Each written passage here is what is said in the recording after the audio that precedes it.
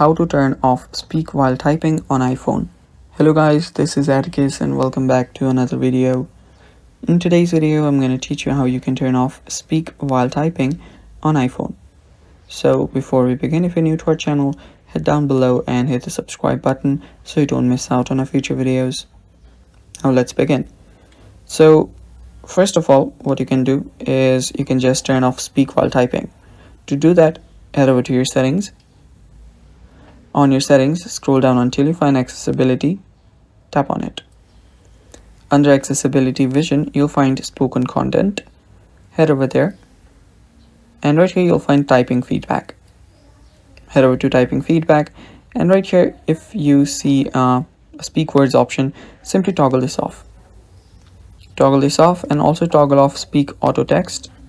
And after you've turned off all of those, you're basically good to go. Now, whenever you type, you have turned off your speak while typing. And that's it for today. Thanks for watching. Stay tuned for more.